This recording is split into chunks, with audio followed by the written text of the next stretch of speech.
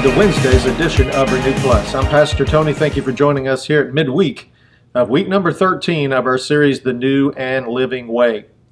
Now we'll go back over to the book of Ephesians chapter 2 one more time today and pick up just a couple of loose ends and then hook up with where we want to go today and the rest of the week.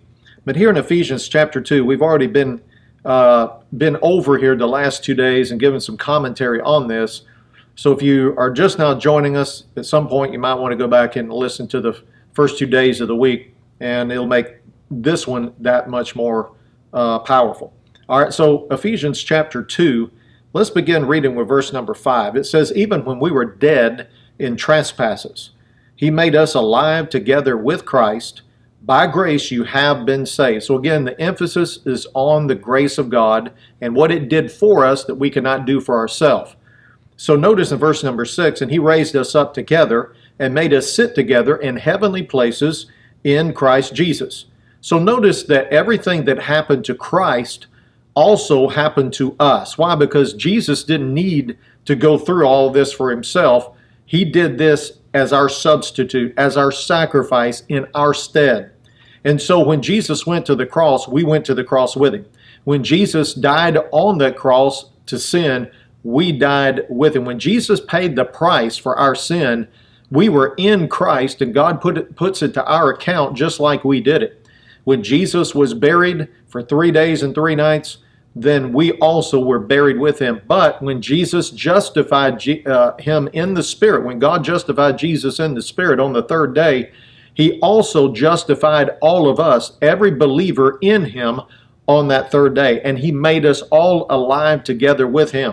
Notice it didn't stop there. He also raised us up to the highest place, to the pinnacle, and put us at the right hand of God in heavenly places, positioned in the high favor of God at His own right hand. And I can tell you, there's no way you could ever achieve or earn that in your own standards. In fact, by our own merits and standards, we'd still be dead in trespasses. But notice what the grace of God did. It calls us to be alive in the Spirit, justified, raised up with Jesus, and made to sit in heavenly places at God's own right hand. Now again, if our hearts aren't established in grace, we're not really going to be able to accept these realities. They're not going to be relevant to us. We're going to try to shove them off to a future event somewhere, or they're just going to be like some kind of fantasy world to us. Listen, these are realities. These are facts. In fact, all of them are written in past tense terminology, that we were raised up with Him and that we were seated in heavenly places at God's right hand. Notice verse 7, that in the ages to come, God might show the exceeding riches of His grace and His kindness toward us in Christ Jesus. The Amplified describes this kind of grace as being unlimited, being limitless, unlimited, and surpassing riches of His free grace. This is a kind of grace that God poured out through Jesus in His finished work to all of us. And this is what the abundant, overflowing grace of God did for all of us. It not only made you alive in the Spirit, but raised you up and seated you at the highest place possible in authority and access to God and in inheritance with God. Now notice in verse number 8, this is kind of where we want to pick up today.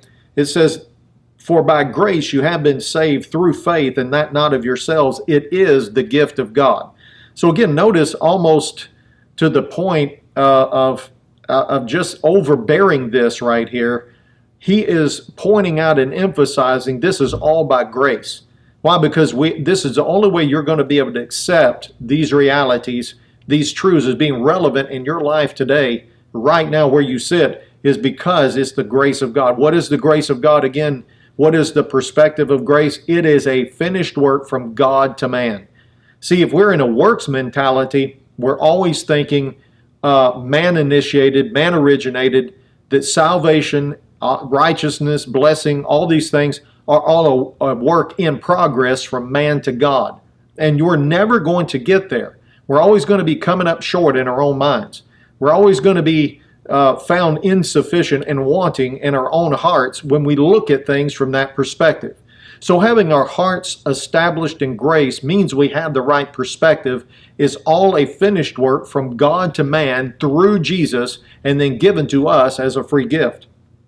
So notice in verse number 9, he says, not of works lest anyone should boast. Now again, your flesh doesn't like that verse right there. I can tell you, it doesn't like not being able to take credit for something, get involved, do something, and boasting about it. Nope, I tell you, this is all a work of God and a work of God alone. Absolute, unequivocal work of God. Pure work of God. None of you, all of Him. Okay? And that's the only way you're going to be able to accept the fullness of your salvation and begin to walk in it and enjoy it. So he says, not of works, lest anyone should boast. Now look at verse 10. It says, for we are His workmanship. Now, we're not a self-made person. We're not a product of our own self-effort, self-reliance, and self-works. It says we are His workmanship, created in Christ Jesus. When it says created, that means the Creator is personally involved, okay? He said we're created in Christ Jesus for good works. Now that's where the good works come in. See, we're not downing good works. We're not saying that good works aren't important. They are very important, but they are more fruits than roots, okay? Your good works do not cause you to be achieving or earning right standing with God or a status with God. You can never get to this point with your own good works, merits, and earning. You can only get to this by accepting what God did for us and gave to us out of His grace by your faith. So notice that good works are a response or a fruit of God's workmanship that He did for us or in us in the new creation in Christ Jesus. Now again, we're going to talk about that in the next series, the new creation, the new birth. We're going to find out a little bit more about this right here. But you couldn't have good works until God does a good work in you. And your good works, your fruits of good works, are only a response and only a result of God's good work that He did inside of us. Now see, this is where we have to sort things out in our own mind and heart and get things right. See, good works are not a substitute for grace and faith. In other words, we are not motivated to try to do and earn and deserve through our good works this salvation and this status with God. No, grace and faith causes these things to happen, and a response and a result of that come the faith, the corresponding actions of good works. Again, we can do good works and bear good fruit in our life because of God's good workmanship that He has already done for us in Christ Jesus. It really comes down to this right here. In every person, or you're going to have, and every believer as well, that's why we have to have our minds renewed and our hearts renovated in our belief system, that you have to come off of the work system. The works earning, achieving merit system that we all kind of are established in, that the world system is all established in. We have to come over to an area of grace and faith where we're thinking God did this for us, gave it to us by grace, and now my faith is just responding and I'm having corresponding actions to what He has already done. The other side of this is that works mentality that I'm talking about, that all of us have to some degree or another, all inbred in us that we have to renew our minds with. We have a works-based system of where I do good and get good, I do bad, I get bad. And if I don't do enough good stuff, then God's not going to bless me. He's not going to answer my prayer, not going to heal my body, not going to bless my family, not going to do all these other things. Again, that is a wrong perspective. A works-based system is always going to have the perspective, again, of man to God, not God to man. But a grace-based system in Christ is always going to be a finished work from God to man. And you know that work system, you're always going to be on a treadmill. You'll never come to the place in your own heart and you say, well, I've done enough. And I've finally earned it. I've finally achieved my answered prayer. I've done enough good stuff. I've suffered so many bad things in this life. So I've earned some brownie points with God on His merit system. Now I can achieve this status with God and get some of my prayers answered. No, that is not how this works. This is not a paycheck with God. We're not on a paycheck system with God. We're on a grace system with God. Well, a lot of people say, well, does this mean we just sit on the couch and do nothing? Well, grace is not an excuse for being irresponsible and doing nothing. No, grace is just a response to God's finished work, and grace gives us actions of faith that correspond and respond to that finished work of Jesus and what He has done and given to us in Christ. There's still going to be effort and work. I can tell you right now, believe you me. Doesn't mean you're just going to float down the streams of life on flowery beds of ease, so to speak, as somebody said. But your work is going to be different and under a different motivation. See, I think motivation has everything to do with it. If you have a works-based heart system in your heart and not established in grace, you're always going to be trying to work more, earn more, achieve more, merit more with God. You're always going to try to be working for a paycheck. But if you're on a grace-based heart system and belief system, then your faith is going to be responding to the favor and the blessing and the status that God has already provided and given to all of us in Christ Jesus. There's a big difference there. There is a huge difference there. It all has to do with motivation. If you have a works-based system and motivation in your heart, you're never going to receive peace with God. Never going to be at peace with God. Never going to be a time where you say, I've done enough. My works are sufficient. Nope, your heart's always going to tell you you haven't done enough. And the devil's going to jump on the bandwagon as well and say, you got to do more, you got to do more. And he'll continue to load you up, and he'll continue to burden you down with all the demands of trying to work and earn this right standing with God and the favor and the blessing that God gives us freely in Christ. You'll be always under the demands, and you'll be crushed under those demands. Whereas in grace, once you see that God has already provided it for us free of charge in Christ Jesus, that frees you up. That's a place of liberty. That's a place where you are not under demand, now you're under supply. You're receiving the supply of the finished work of Jesus. And now you can walk in peace. Now you can walk in joy. Now you can walk according to what Jesus said. He said, come and learn from me, and you will find rest for your souls. So you're not going to find rest. You're not going to be at rest as long as you're on the treadmill of works, deserving, earning, and demands of trying to keep all the demands of the law, the legal system, and the requirements of religion. So this is what he's talking about right here.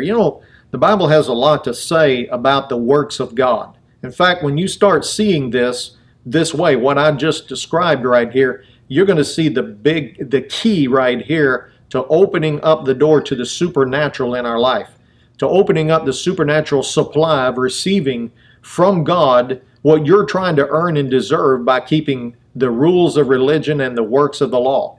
Now, go over to Colossians chapter 2. We're going to see another verse here. In fact, we're going to look at a couple of them. Don't have time to look at all of them, of course. But here in Colossians chapter 2, just one verse right here that I want to really point out. Verse number 12, it says, buried with him in baptism. And again, we've already talked about that. Baptism means immersion into Jesus' identity.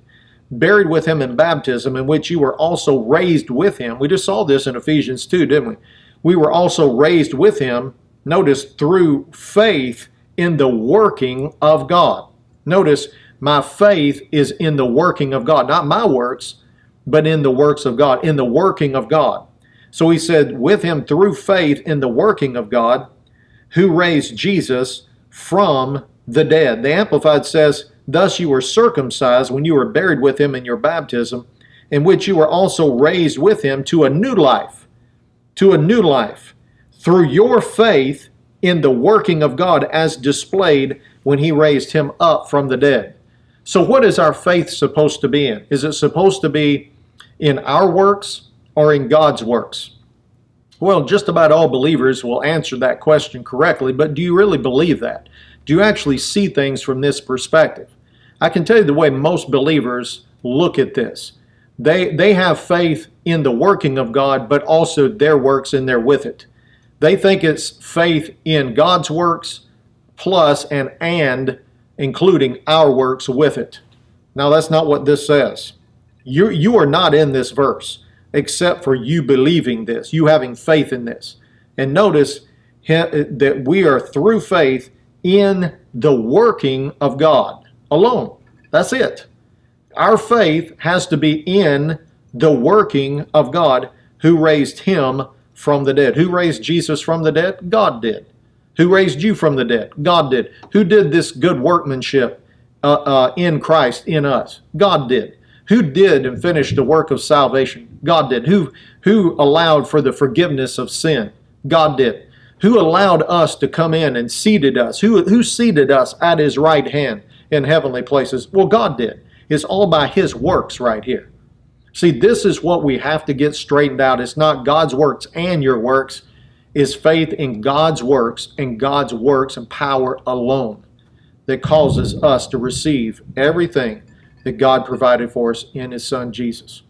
Well, I'm going to have to stop right there again. We're just running through this week, but we got some other important things to say the next 2 days. But join us again tomorrow as we pick up from here. If you'd like additional resources, go to tonycowan.org, and we'll see you tomorrow.